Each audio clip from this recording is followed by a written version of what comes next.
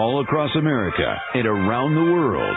This is Veterans Radio. This is Veterans Radio. Welcome to Veterans Radio. I am Jim Fossone.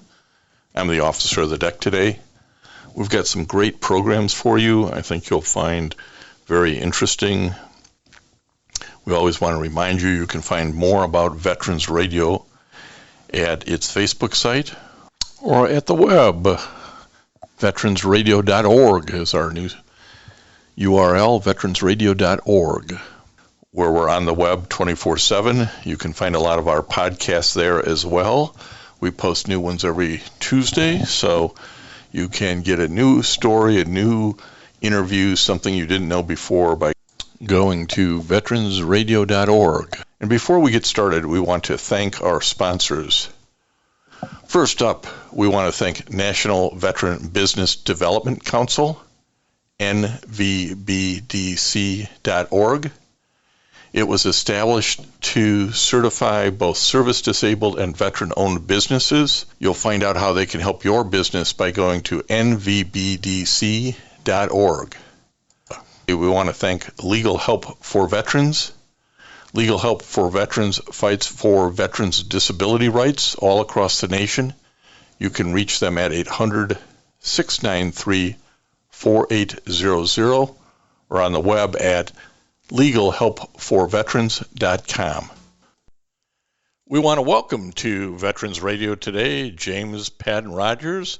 I should say Dr. Rogers, actually. He holds a PhD on the history of the precision warfare from the University of Hull in the United Kingdom.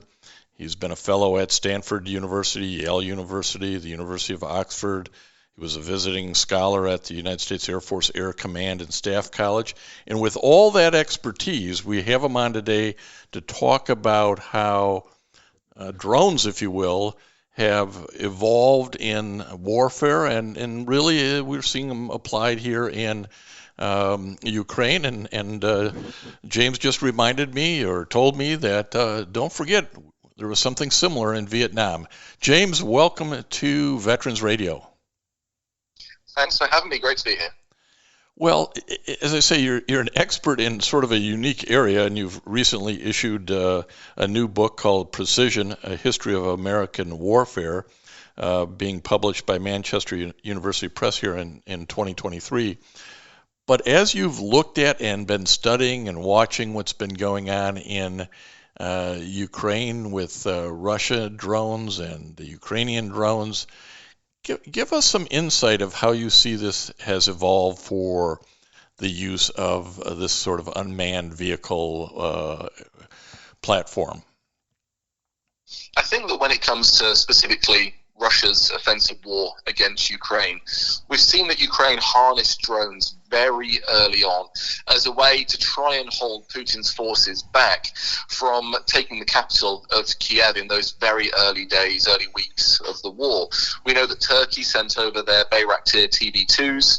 These are medium altitude, long endurance systems that you would be more familiar with perhaps as a bit like the US Predators and Reapers that we know the US used during the global war on terror, although they're slightly different systems, but they fulfill a similar role of being sent up into the air to conduct precision strikes against targets on the ground, and also to provide that vital intelligence, surveillance, and target acquisition for other systems that Ukraine possessed. Now, that started to change very quickly as Russia brought in their own air defense systems and their electronic jamming.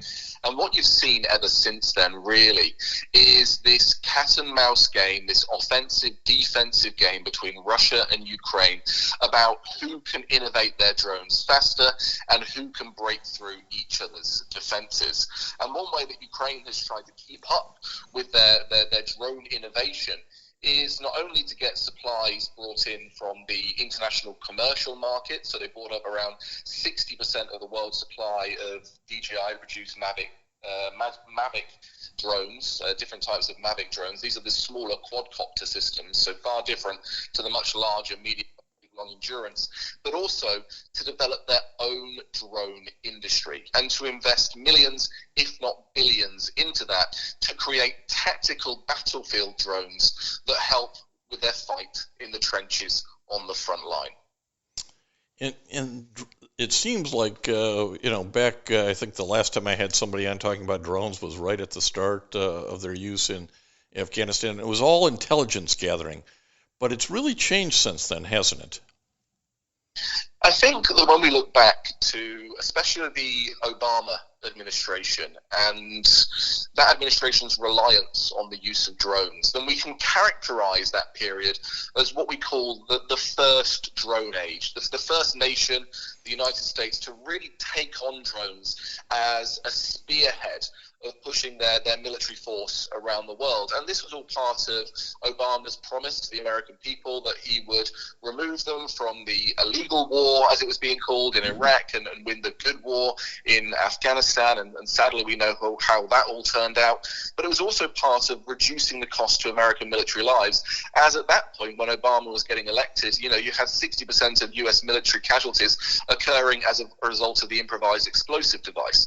And so as the war on terror spread globally, you wanted to reduce the footprint of American military personnel abroad, not increase it. And so the drone became this panacea for the Obama administration to continue to hunt down, to find terrorists, to provide intelligence on terrorist organizations, and to kill terrorists when needed all around the world. So that's Somalia, Yemen, there were strikes even in the Philippines. We know, of course, about Afghanistan and Pakistan and a number of other countries where drones were deployed.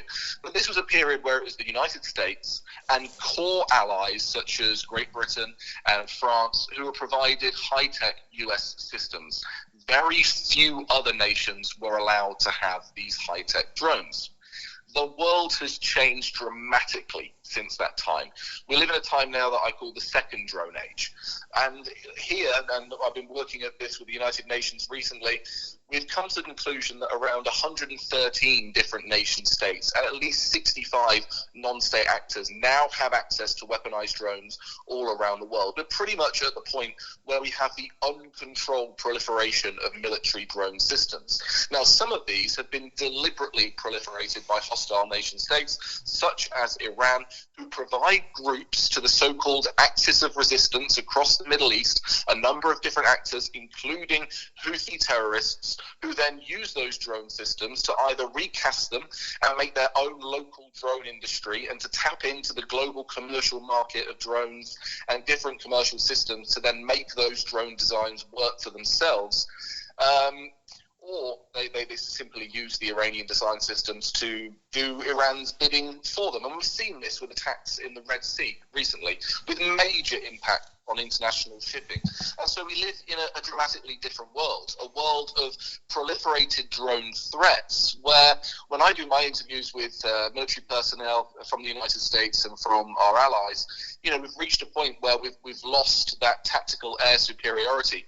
And we have, for the first time in maybe 2 generations now, this very potent, increasingly lethal and powerful threat from the air against US military lives and the lives of US allies. And we saw that most tragically and most recently with the death of 3 US military personnel at Tower 22. It is really amazing how, and to me at least, how quickly the world caught up on this. And we're talking to Dr. James Padden Rogers. He's the executive director of the Cornell Brooks Tech Policy Institute at Cornell University. Is it because the hardware became so available around the world, or the software became so available? How did this explode so fast? Yeah, it's a really good question. I mean, I would say it's a combination of the innovations in commercial drone technologies. So let's pick up that point first. We, of course, know that these have been used en masse. The think tank in the UK, the Royal United Service Institute, says that Ukraine is losing up to 10,000 of these commercial drones each month. And it's these systems that have been designed by a number of different commercial drone manufacturers to make it easy for even simpletons like me to get their drone license and to use these sort of systems. Yeah. And for them to be used by, real estate agents, wedding photographers, agriculture. all of these different drone systems have been incredibly useful for different industries. The trouble is that those technologies are also dual use, and when taken up by militaries or terrorist groups, they can be put to nefarious ends. So let's think about ISIS. ISIS were the first terrorist group to be able to link into this commercial drone market, smuggling thousands of drones over the border, buying them up through shell companies around the world. I'm talking about shell companies in Britain, in Spain, in Sri Lanka, and in Denmark, actually, and smuggling them over across the border so that they could work on their drones and create an effective ISIS drone force or an air force for ISIS. And they would use these en masse against US and allied forces during Operation Inherent Resolve. I mean, when I was conducting my research back then, as many as 83 drones in the sky within a 24-hour period. And if anything, it's only got worse since then, because drone companies have made their drones much more high-tech. They can fly further, they can shift frequencies, they can carry heavier payloads, and now these drones, of course, are being utilized by a number of different terrorist groups around the world, let me have you expand on that, because this idea that you can have an army of drones up in the air at the same time, networked and operating in concert, is sort of an amazing thing to think about. And if you're a military planner and you got to defend against it, it's got to be quite harrowing to think about these networked armies of drones. And that's, I think they've been used in the Ukraine-Russian conflict. Yeah, so there's a kind of a technical definition of what we might call this network of drones in the sky. This would be a true drone swarm. And any engineer that's listening, or any computer scientist that's listening, will know that we're not quite there yet in terms of a true drone swarm. This is, think of a flock of birds in the sky, like a murmuration of starlings that are being attacked by an eagle, let's say. They will work together all at once to move in synchronization to make sure they keep together as that giant flock to increase their security. They communicate with one another, and they become almost one symbiotic life form in the sky. Now, we've not reached the point where we have individual drones that have that sort of connectivity and the ability to react to external stimuli. We will do, and the US is investing very heavily in that, and that's deeply worrying as well into the future, because China's doing the same. And so we will have drone v drone swarms, and likely thousands of drones in the sky above zones of active conflict. What we have at the moment is we have these more rudimentary drone swarms, where drones are sent in their multiples. So these are multi-drone deployments, 10s, maybe 20s max, at a target to saturate their enemy's air defense systems, or to use up their enemy's air defense systems, so that when they then do send other systems in, maybe rockets or missiles, they will have more chance of breaking through and hitting the target. And so when I mentioned the fact that ISIS had these multiple drone systems in the sky, we're looking at maybe 10 at a time, but 83 over that 24-hour period. And as I say, it's all about trying to overwhelm air defenses. Interesting. Yeah, I like this concept you're outlining of sort of the first drone age, the second drone age. You've clearly thought about what the third or the fourth drone age might look like. Give us, from your expert viewpoint, Dr. Rogers, where does the next drone age take us? Well, I've just written a piece on this called the Third Drone Age, Visions Out to 2040.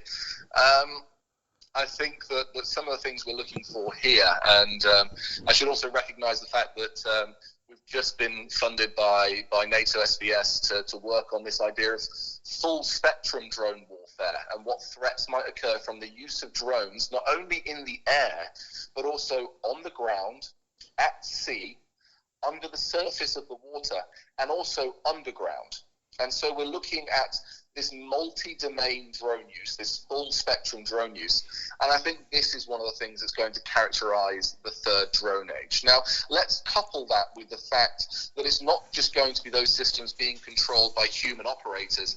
Instead, you're going to have the human on the loop of control, or completely outside the loop of control of these systems. What do I mean by that?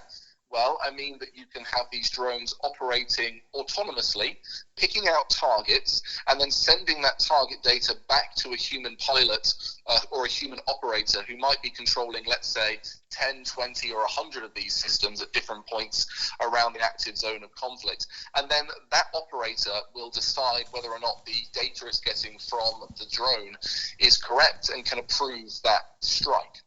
Now, the next level of that, the outside the loop of control, is the one that I think that we're reaching very quickly. And this is the one where the drone system, be it used at sea, underwater, in the air, on the ground, or indeed underground, is able to choose off a preset list of targets built within its algorithm. So it's able to identify certain targets and then choose to take that strike on the target without the human being in the loop of control. So we're delegating, we're moving, we're placing into the hands of machines, into the minds of machines, that decision about whether or not another human lives or dies. We're delegating death to robots and machines, and this is the future of war. This is what is going to define the third drone age. Well, you're scaring the hell out of me, so that's why guys like you have to think about this, so guys like me don't have to. You keep referring to drones in the sea, on the ground, and underground, and I'm only thinking about drones in the air. What am I not thinking about in terms of drones in the sea, ground, and underground? Well, you think of the ability of the drone in the third dimension, that is the sky, the ability to move quite freely at different altitudes, to evade air defense systems, and to take out targets. So let's think about that in the third dimension. That is the water, the sea, the ocean. And you start to see how they become harder to detect, harder to track, and can be used autonomously to monitor, gather intelligence, surveillance, and to take strikes on naval targets, or perhaps, lo and behold, undersea pipelines or vital interconnected wires that connect the internet around the world. We have a lot of very sensitive infrastructure under the sea, and it's those sort of systems that can be used to defend that infrastructure, but also to attack it. Now, on the surface of the water, this has become one of the latest major innovations of the war in Ukraine. And this is the use of drone boats to take out Russian military shipping. And we've seen this happen, the sinking of these ships from these comparatively much cheaper drone boat systems. Now, that's just the maritime domain. Let's talk about on the ground. We've seen that drones are being introduced to medevac, to be able to place people on these drone stretchers that have tank tracks, so they can just take them straight off the battlefield as quickly as possible. We're also looking at these remote-controlled tank systems that can be sent underneath other tanks or sent under armored vehicles and explode underneath them. That's something that's been around since the Cold War, if not actually the Second World War. There might have been experimentations with those sort of remote control systems in the First World War. So that's not a new innovation, but it's something we're certainly seeing being put to use. And then underground, I only mention that because that's something we've seen with the war between Israel and Gaza, the war between Israel and Hamas. What we've seen there is the use of Israeli drones to be sent underground. These are drones that were designed initially for mining operations, or perhaps for humanitarian release operations, to go and to survey those tunnels to make sure there's no hostiles down there, and to collect that surveillance and intelligence for Israeli forces. So we really are seeing drones being used in every facet of war. And this is why the British government today, the Defence Minister, has announced £4.5 billion. So that's well over $5 billion investment in the innovation of drones for the Royal Navy, the Royal Air Force, and the British Army. Wow. We'll see if that happens, or if it's just an election pledge in an election year to try and grant, which I suspect it probably is. But either way, the attention and the intent is there from a number of nations around the world that the future of war is drone war. I've got two more areas I want to cover before we run out of time, but I want to back up. You mentioned you recently wrote on the third drone age.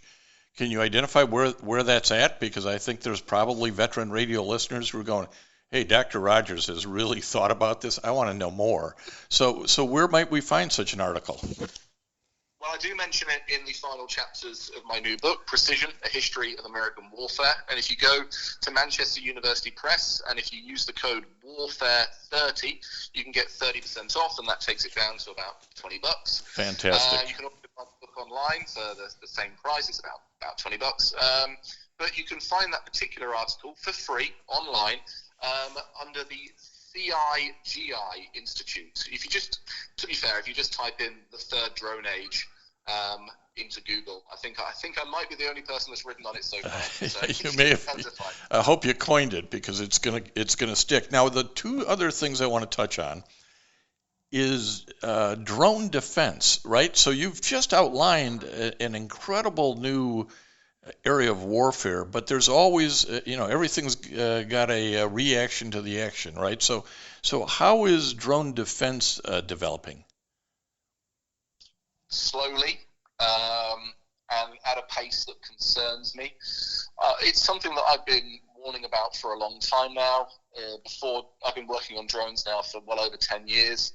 And it was a warning sign that we put out because we were worried about ISIS, because we were worried about the earlier Houthi attacks from 2018, 2019 onwards. And the key thing and the key fact is that actually when it comes to the US, its allies, and Western militaries more broadly, there's just been a neglect of air defense for 2 generations. I mean, you look at the official statistics. Officially, the last member of the US military that was killed by hostile enemy air power was in the Korean War in 1953. And so when it comes to investing in air defense systems for such attacks, there isn't the impetus to put the money into it because there really wasn't the threat. What we were warning about was that this threat is returning. You look at the conflicts in which the US has been fighting in, it's usually, if not completely, comprehensively had command of the air. Yeah. The only time if you want air defense is perhaps to, pot shot some rockets, or maybe, most importantly, and where the money has been, is to stop intercontinental ballistic missiles, to make sure you've got a really potent and powerful nuclear deterrence capability, and air defense to make sure you can stop any incoming nuclear attacks. When it comes down to trying to target smaller systems and varied systems that are flown in deliberately to evade current technologies of radar, so they're flown in low, they're flown in slow, they have a smaller electronic signature. All of this is deliberately designed to evade the latest technologies of high-tech radar.